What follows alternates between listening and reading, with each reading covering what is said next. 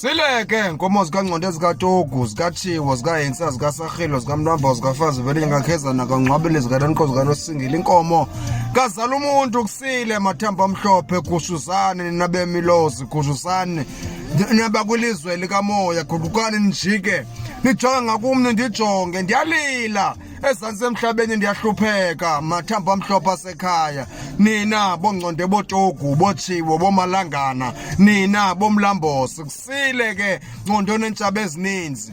lapha ke kulomhlaba unamagada ahlabayo nam ndiyalila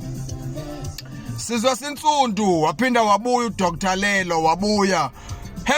#abantu mabaphile nakwesiphi isifo ndithi ke ngoku namhlanje ndizonikhumbuza nokuba ndinicela nithandaze nam ninqule kanye nam kulomsebenzi endifuna ukwenza kukhona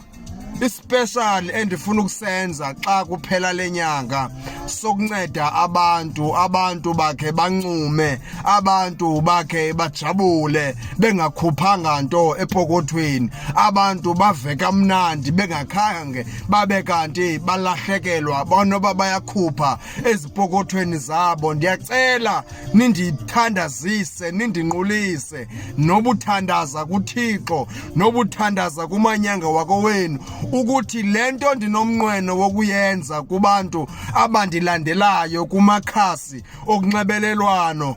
mayibe nempumelelo mayenzeke iphumelele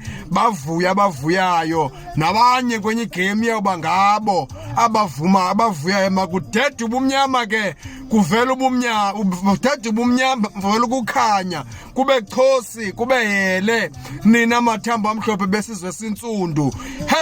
#abantu mabaphile abantu madoda mabaphile abantu